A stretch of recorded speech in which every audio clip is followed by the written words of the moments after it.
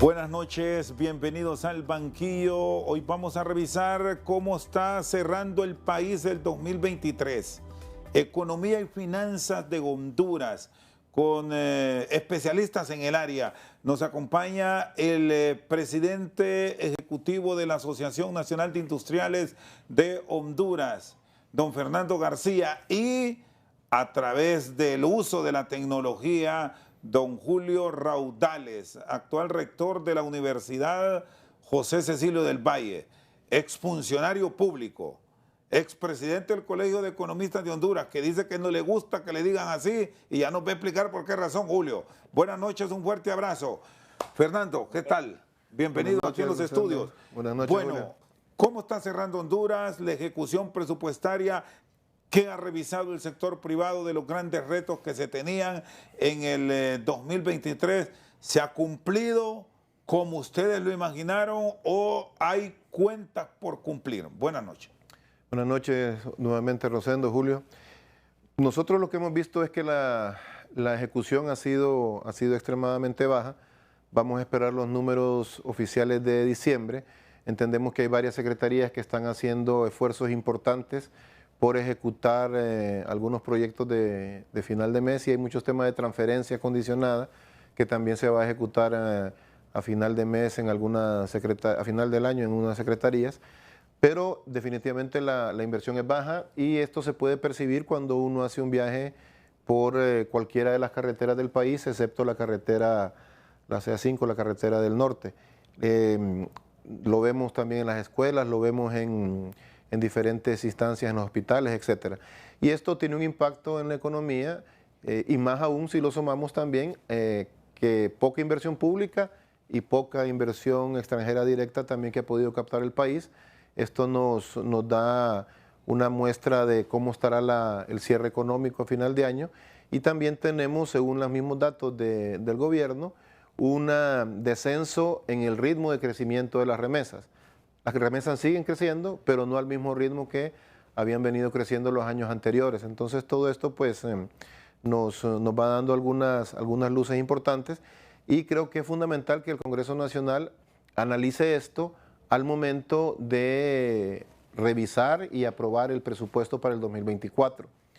Es importante tener en consideración la capacidad real de ejecución de las distintas instituciones públicas para poder hacer un presupuesto ejecutable y que vaya orientado a mejorar la calidad de vida de los hondureños y a fomentar también el crecimiento económico y la generación de empleo. ¿Y qué ha revisado el sector privado, Fernando, en cuanto a las partidas presupuestarias? No sé si ustedes han tenido la oportunidad de tener un análisis puntual del mismo, porque no sabemos cómo serán esas modificaciones, si es que se presentan las mismas en el Congreso Nacional, o nos quedamos con la operación del presupuesto 2023 para el próximo año. Entre tanto, se busca consenso en el Congreso Nacional para reunirse, porque esto sigue bajo un enorme interrogante en este instante.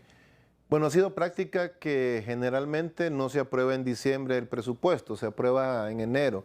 La situación que vamos a tener ahora, más complicada creo yo, es la instauración de la nueva legislatura, porque pasa por medio una elección de la Junta Directiva del Congreso.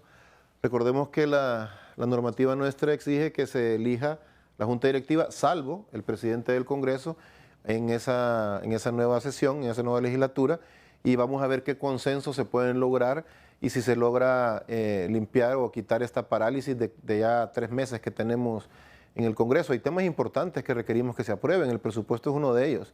El tema de la ley que se requiere en el Instituto de Seguridad Social para poder solventar el déficit que está generando la derogación de la Ley Marco de Protección Social desde octubre del año pasado. Hay otras situaciones importantes que tienen que discutirse en el Congreso, la elección de los cargos que le toca al Congreso, los de elección por el Congreso, como es el Tribunal de Cuentas, Tribunal Electoral, etcétera. Entonces es fundamental que los diputados y los políticos, los partidos puedan llegar a acuerdos que estén basados en el interés nacional y no en el interés particular, individual o partidario, sino que el interés nacional, y que den muestra de liderazgo a través de la humildad, la tolerancia y el profesionalismo y que se pueda retomar estos temas. Con respecto al presupuesto, hay un incremento importante también en lo que se está enviando de parte de finanzas, lo cual es paradójico porque no se ha podido ejecutar. Entonces, se requiere tener un buen análisis y asignar los recursos de acuerdo a las necesidades. Creo que es responsabilidad también de los diferentes actores sociales estar presentes en esa discusión en el Congreso en el momento en que se dé, para poder hacer esa auditoría social que requieren los políticos, que, recordémoslo, esto es importante, tanto los diputados como los ministros, como la gente de las cortes, de la fiscalía, etcétera, al fin y al cabo son empleados nuestros. No son ellos nuestros jefes, sino que nosotros somos los jefes de ellos en una democracia. Los hemos ubicado en esas posiciones por un periodo de tiempo y tienen que rendirnos cuentas también.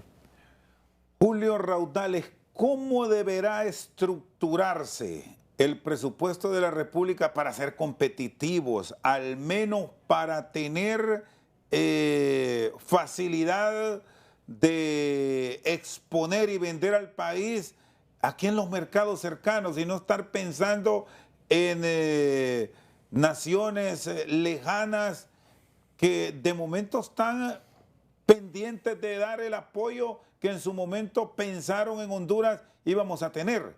Buenas noches, Julio. Muy buenas noches, Rosendo. Un saludo a Fernando García Merino también. Es un gusto estar con ustedes. Sí, me parece que se debe de repensar muy bien cuáles son las acciones en el futuro inmediato y en el mediano plazo, Rosendo, por parte de las autoridades, ya que, como bien expresaba Fernando hace un rato, pues las acciones en materia económica hasta ahora han sido, sobre todo en materia presupuestaria, en política monetaria, que creo que vale la pena que lo abordemos más adelantito también, bastante complejas y yo diría muy decepcionantes, ¿no? Sobre todo en lo que respecta a la ejecución presupuestaria, porque ya lo decía Fernando, pero creo que vale la pena retrotraernos un poco al año pasado, Rosendo. El año pasado se tuvo el incremento presupuestario más alto de la historia. No estoy hablando de que el presupuesto es el más grande de la historia, porque eso es algo que ha sucedido siempre. Cada año el presupuesto va creciendo. No debería ser así, pero siempre es así, ¿verdad? Cada año el presupuesto, el del 2000 fue más grande que el del 99, el del 2001 fue más grande que el del 2000 y así. Pero lo que sucedió el año pasado fue muy curioso, Rosendo, porque el presupuesto de la República generalmente durante las dos primeras décadas de este siglo había crecido aproximadamente en un 7% anual, que más o menos la lógica de eso equivale a decir que el presupuesto crece en más o menos igual el crecimiento esperado del Producto Interno Bruto, que es un 3% anual, y el crecimiento esperado de la inflación, que es un 4% anual. Entonces, 3 más 4 son 7. Entonces, lo lógico siempre había sido, la lógica siempre había sido que los presupuestos crecían 7% por año. Sin embargo, en el año 2022, la ministra de Finanzas declaró una calamidad pública, una emergencia nacional, o motivó, mejor dicho, al Congreso Nacional para que declarara esa emergencia, y debido a ello, pues se tuvo esto como respaldo para que se aprobara un incremento presupuestario jamás visto en la historia del país, de 25%, Rosendo. O sea, de 7% que había sido los incrementos presupuestarios anuales en todas las dos décadas, todos los 21 primeros años del siglo, ahora se creció a 25%. Pero el problema no fue ese. El mayor problema es que ese presupuesto se ejecutó muy pobremente el año pasado y quedaron una gran cantidad de saldos pendientes que no se ejecutaron el año pasado y que se dejaron para este año, en donde para el 2023 el presupuesto también volvió a crecer en un 9%, y entonces estamos teniendo incrementos presupuestarios bien elevados, pero con ejecuciones bastante pobres. Aquí tengo yo los resultados, Rosendo, oficiales, lo que el gobierno dice. Estoy viendo lo de educación, salud y seguridad, solo para que tengas una idea, Rosendo. En educación, por ejemplo, merienda escolar se ejecutó en 81% hasta ahorita, hasta diciembre.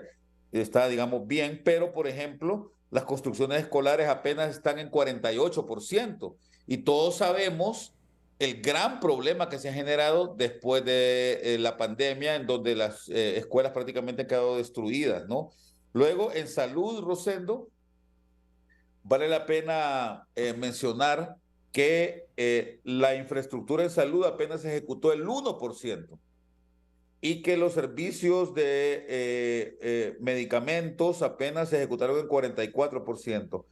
En el caso de seguridad, dice que la Antimaras, Pandillas y Crimen, DIPANCO, apenas se ejecutó un 32% y ya está terminando el año, ¿verdad? Y en el caso de la ENE, me parece que es bastante grave, Fernando y Rosendo, porque el Programa Nacional de Reducción de Pérdidas se ha ejecutado apenas en un 16%, ¿verdad? Eso nos deja una idea de que ha sido muy pobre la ejecución, más allá de que hay que reconocer algunos logros importantes, por ejemplo, el hecho de que se haya firmado un acuerdo con el Fondo Monetario Internacional, que vamos a tener que vigilar muy de cerca su cumplimiento para asegurarnos de que no se vaya a descarrilar la macroeconomía del país.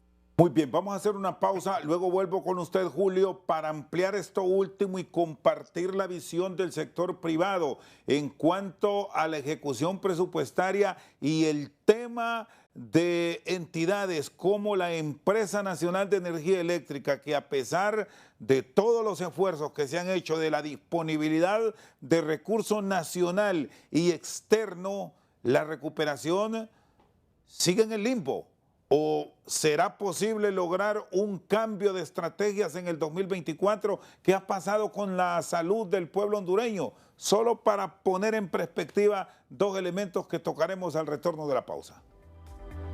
Seguimos al banquillo revisando la situación de las finanzas de Honduras en este 2023 y los grandes retos del próximo año. El tema de la estatal eléctrica, Julio, que ya planteaba, llama poderosamente la atención porque a pesar de la enorme disponibilidad de fondos, aún hay pendientes en el tema de la recuperación de saldos por las pérdidas técnicas y no técnicas. Esto es un dolor de cabeza que parece va a seguir en el 2024. ¿O hay formas, hay planes para invertir estos números? Bueno, el gobierno actual y el Congreso Nacional aprobaron el año pasado una nueva ley de energía eléctrica en donde prácticamente revirtieron todo lo que se había eh, realizado durante la década pasada, que hay que reconocer, Rosendo y Fernando, que fue un fracaso, ¿verdad? Hay que reconocer que en el año 2015 se hicieron ajustes a la ley del sistema eléctrico y se contrató a esta empresa, a una empresa internacional para que se encargara ella de reducir las pérdidas y lamentablemente pues en 7 años que operó esta empresa no logró ningún resultado positivo, ¿no? La empresa terminó su contrato en agosto de este año y repito, hay que reconocer que fue un tremendo fracaso de las administraciones anteriores, así como lo había sido de las previas, ¿no? Y como bien dices, Rosendo, la administración estatal y con participación privada en el tema de generación y en el tema de cobro por parte en el sistema eléctrico, en el sector eléctrico, ha sido pues desastrosa en el país, se ha convertido en un agujero enorme de las finanzas públicas, de tal manera, Rosendo y Fernando, que las pérdidas de la ENE constituyen más o menos el 70 o 80% de los déficits fiscales del país, ¿verdad? Y han contribuido enormemente a que la deuda interna y externa de Honduras haya crecido tanto en los últimos 15 o 20 años, ¿no? Así es que lamentablemente, pues en lo que va de esta administración, en mayo del año pasado, repito, se cambió la ley, se establecieron nuevas reglas para el tema de la administración de la energía y bueno, había pensado que era importante darle un tiempo a la estatal, a las nuevas autoridades y a la estatal eléctrica para que pudiesen mostrar algunos resultados, algunas victorias tempranas que lamentablemente no se han dado. El nivel de pérdidas ha sido reducido de forma ínfima, prácticamente no se ha reducido las pérdidas en la ENE. Y el mayor problema que se tiene también actualmente es que sí se han incrementado la cantidad de cortes al servicio que no han sido anunciados, los llamados apagones, ¿no? Sí, Entonces, creo Julio, que y aprovechando la coyuntura de país con los acuerdos con el Fondo Monetario Internacional, con la eventual posibilidad de país de buscar recursos frescos y dinamizar la institución, ¿será posible eso? ¿Encontraremos los actores válidos para mejorar las condiciones de la NE? es que el problema, Rosendo y Fernando, no sé si estarás de acuerdo conmigo, no es tanto de conseguir financiamiento. Creo que financiamiento siempre hay forma de conseguirlo, sobre todo, Rosendo, porque Honduras nunca ha caído en default. No le ha pasado, digamos, lo que le sucede a Argentina en este momento, ¿verdad? Que prácticamente está al borde del default y que ya ha estado en default en algún momento anteriormente, ¿no? El problema no es ese. Honduras siempre tiene acceso a los mercados financieros. De hecho, podría Honduras seguir vendiendo bonos soberanos. El gran problema es la proyección de endeudamiento que podría tener en el futuro esto, ¿no? El problema no es ese, Rosendo, repito. El problema para mí es cómo logramos que el sistema eléctrico acá en el país, el sector eléctrico completo, juntando sus cuatro elementos, que son la generación de energía, la comercialización, ¿verdad? Y la distribución y también el cobro, ¿cómo hacemos para que funcionen de manera adecuada y no se sigan produciendo esas pérdidas? Yo, Rosendo, quiero darle todavía a las autoridades el beneficio de la duda, pues porque no podemos estar criticando lo que está pasando en este momento a un año y medio prácticamente de que se cambió la ley, si durante la década anterior prácticamente se tuvo pérdidas todos los años, ¿verdad? Y esto fue creciendo y creciendo y creciendo, generando un dique que prácticamente se ha hecho imposible de controlar en este momento, ¿verdad? Yo no soy especialista en el sector de energía, hablo más por el lado de las finanzas públicas porque me parece que la mayor preocupación para quienes trabajamos los temas que tienen que ver con equilibrios macroeconómicos, con trabajo multisectorial, es qué va a pasar si el sector eléctrico sigue generándole ese semejante agujero y esto sigue agrandándose todavía más. Es importante parar esto y esto requiere, por lo tanto, de una dinámica muy inteligente por parte de las autoridades, de los especialistas en el tema, para que reviertan esta situación que va más allá del tema de conseguir financiamiento. Eso sí lo quiero dejar bien claro. No se trata de tener más dinero. Dinero hay, Fernando y Rosendo. El problema es qué hacer con ese dinero, cómo logramos que ese dinero trabaje bien para evitar que ese dique enorme que se ha generado en el subsector eléctrico, o en el sector eléctrico, mejor dicho, se siga agrandando, ¿no? Sí, gracias, Julio. Fernando, es asunto de técnicos entonces, no de políticos, que ese ha sido el grave problema para sostener las finanzas del estatal eléctrica, que es fundamental para no seguir con altos niveles de endeudamiento. Ahora agrego, aún hay tiempo de espera. Ustedes los empresarios, las organizaciones que están ligadas a la ANDI han venido recalcando esto frecuentemente. ¿Pueden esperar? Es mejor tarde que nunca, pero hay que hacerlo ya. Nosotros emitimos el primer comunicado referente a la licitación de energía el 19 de febrero del 2020. ¿Por qué? El plan indicativo de expansión del ODS se publicó en diciembre del 2019.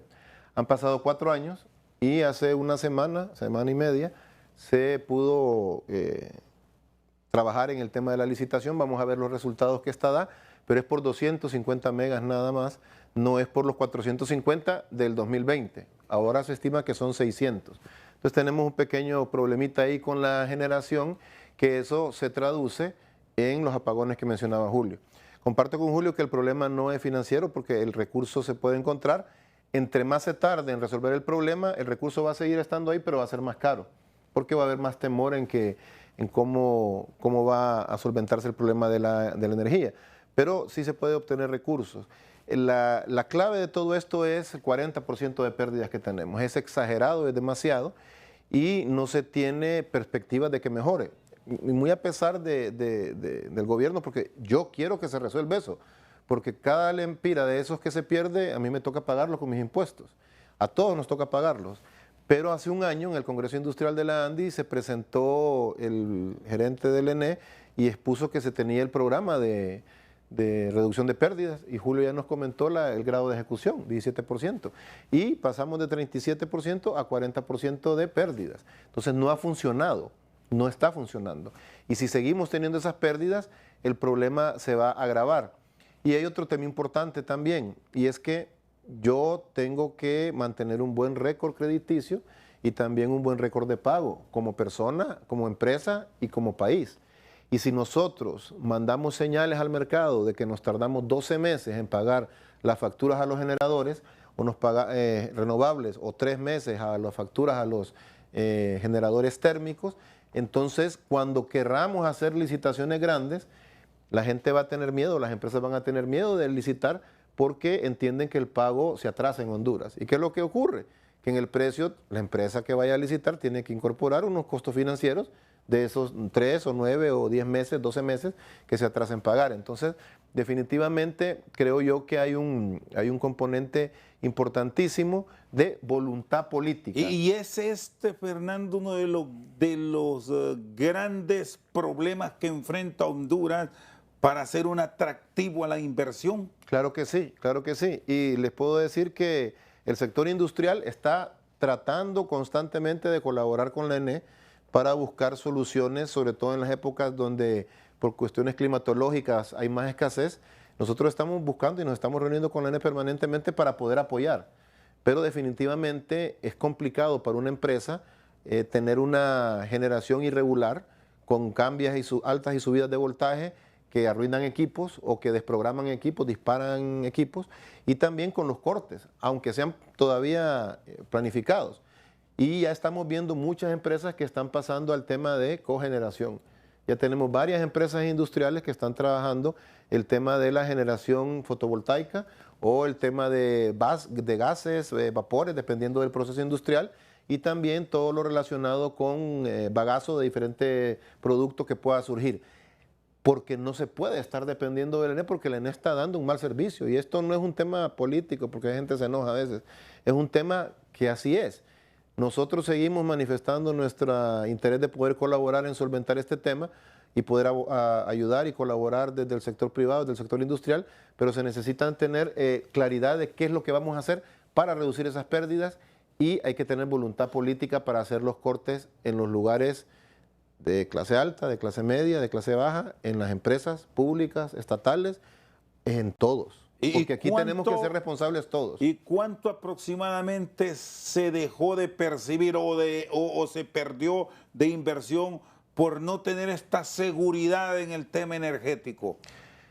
Primero, tenemos ahora alrededor de unos 250, 300 megawatts de energía, que es el déficit más o menos, y no se ha podido tener esa energía porque la gente no está invirtiendo, las empresas no están invirtiendo en el sector, por toda esta situación financiera del ENE, por la falta de pago del ENE a los proveedores, y también por algunos mensajes que vienen desde el sector político, pues el tema de la inestabilidad en el Congreso, no tener funcionando el Congreso 90 días, algunos mensajes hacia el sector privado que no son positivos para la atracción de inversiones.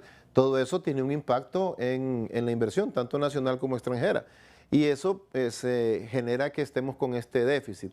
Adicionalmente, no hemos ejecutado la licitación, como bien decía yo antes, desde el 2020. Y esto tiene que ver con el gobierno anterior y tiene que ver con este gobierno ya. Se necesita cubrir ese déficit de 200 megas.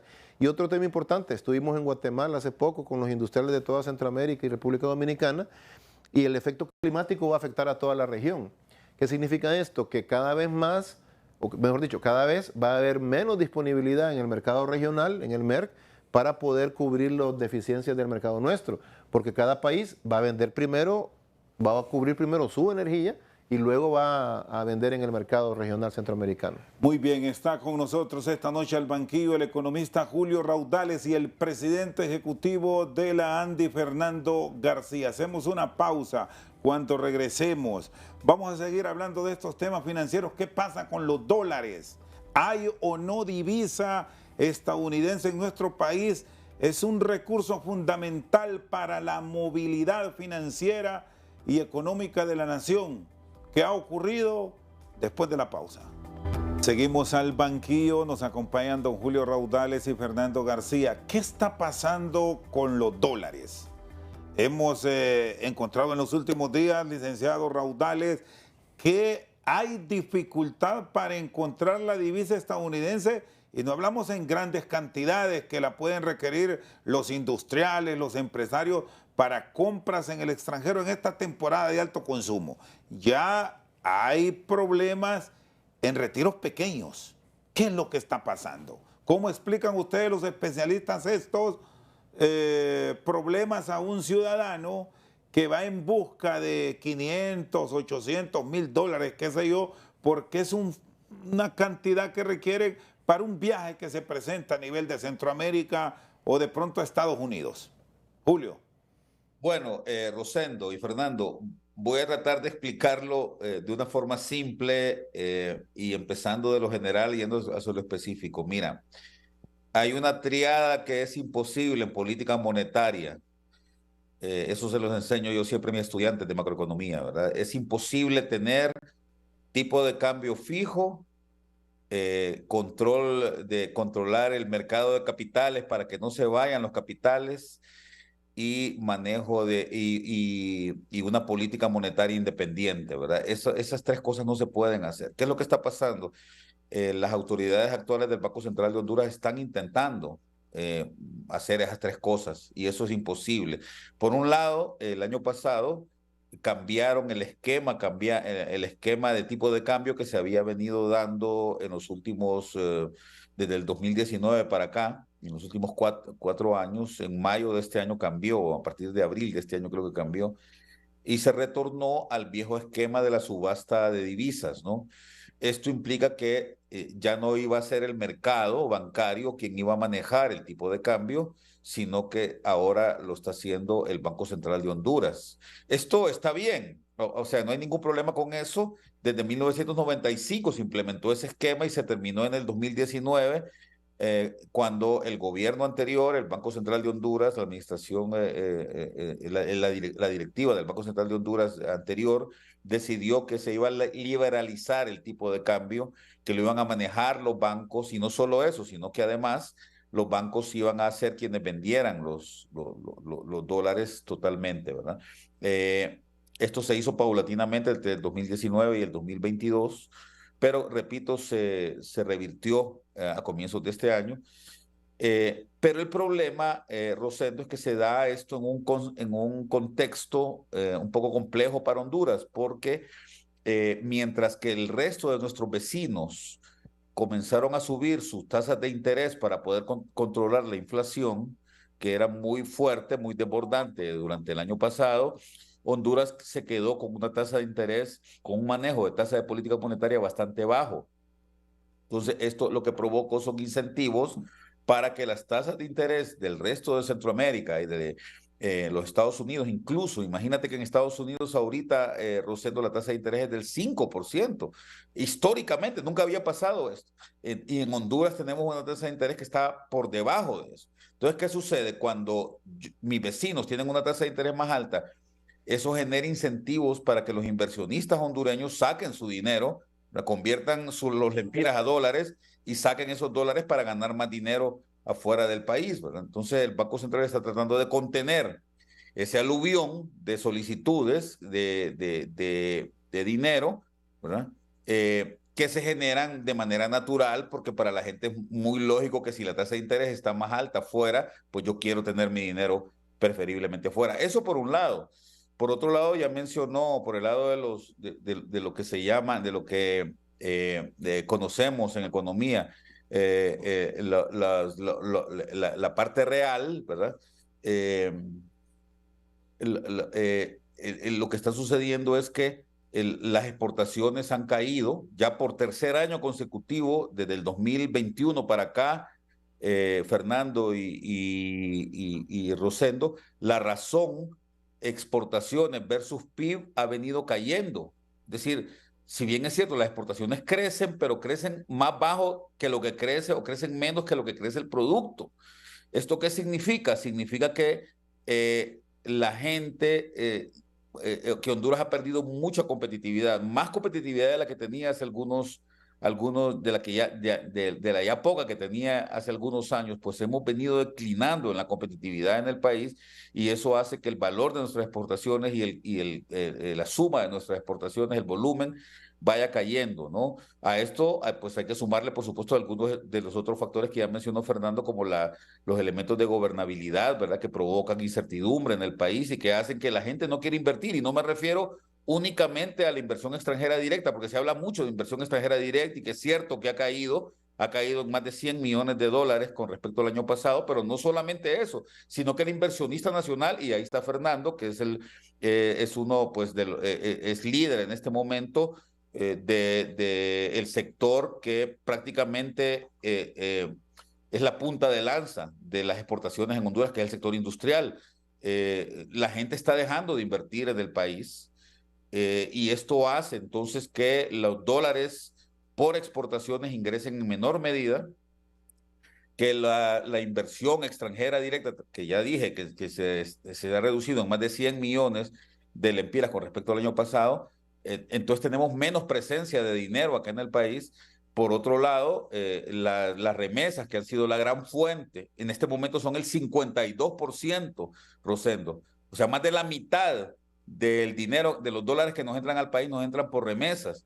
Y si bien es cierto, siguen creciendo, y está bien que sigan creciendo, pero que han crecido menos que años anteriores. Entonces, todo esto es, sumado a esta pulsión que tienen, digamos, los inversionistas hondureños por poner su dinero mejor afuera, hace que el Banco Central esté reteniendo, le esté ordenando a los bancos no vender la suficiente cantidad de dólares que se requieren por parte de la demanda, sobre todo en una temporada como la actual, en donde normalmente, año con año, entre septiembre y diciembre, la demanda de dólares crece por encima de la del resto del año. Entonces, evidentemente, esto es lo que ha generado esa situación crítica, porque hay bastantes quejas de importadores y de personas que están requiriendo dólares y que no los pueden conseguir en la banca privada, ¿no? Sí, Fernando, ¿cómo están enfrentando esta realidad ustedes?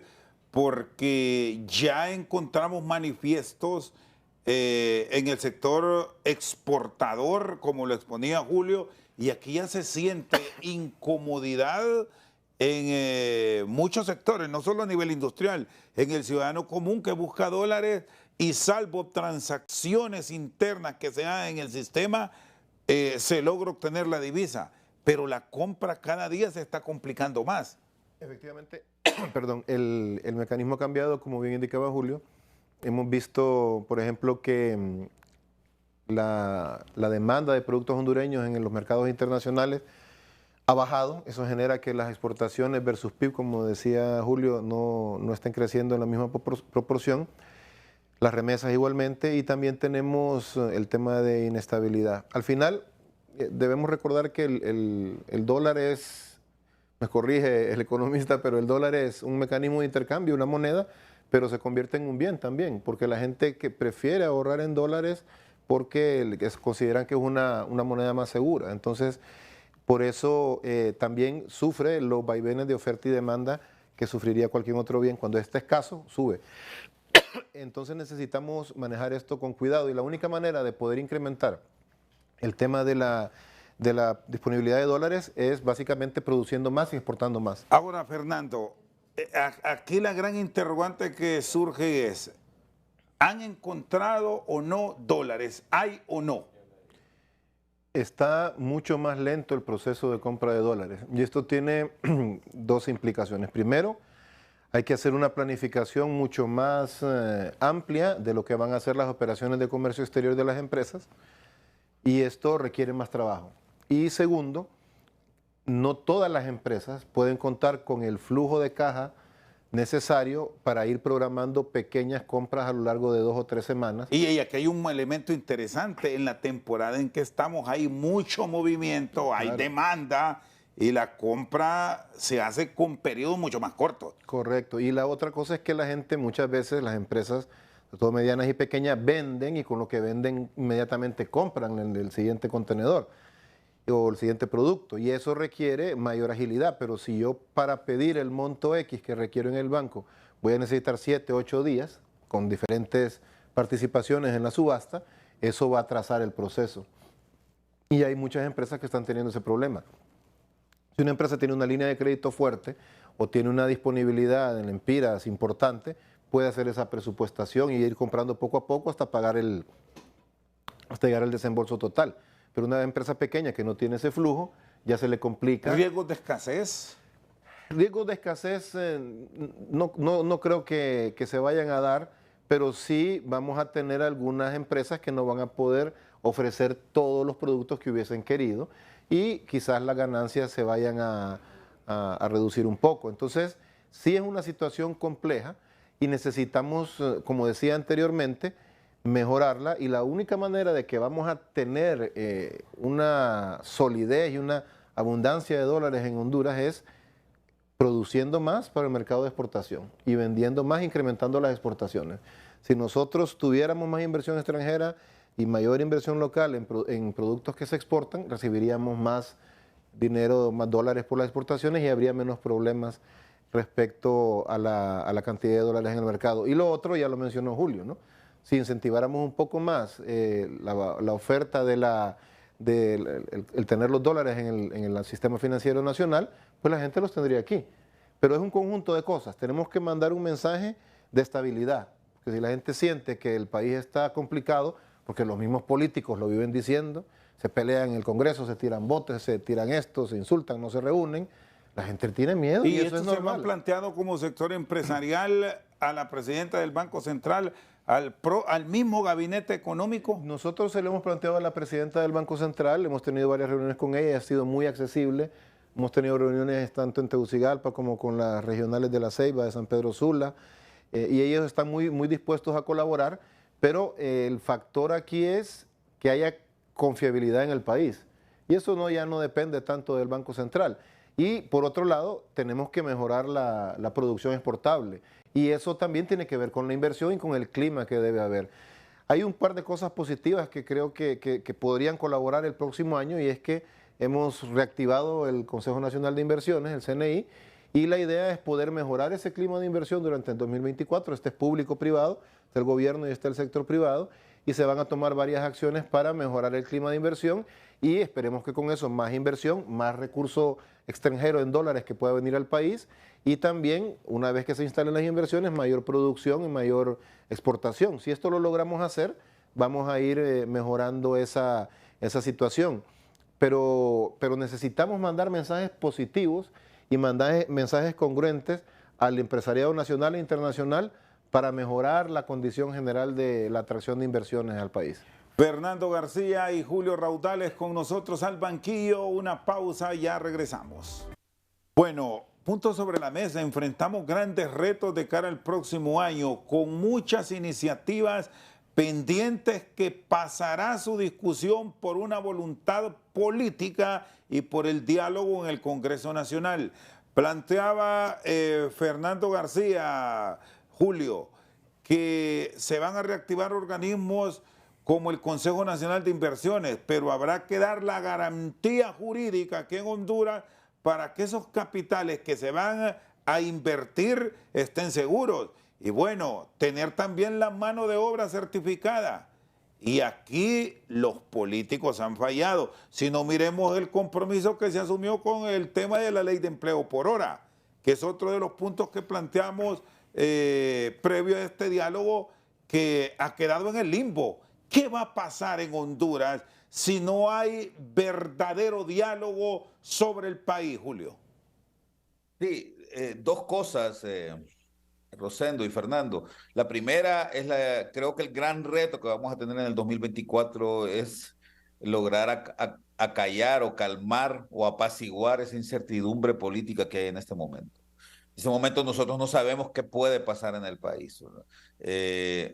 Los políticos están en un pleito continuo. Prácticamente los últimos 4 meses del año no hubo reuniones del Congreso Nacional.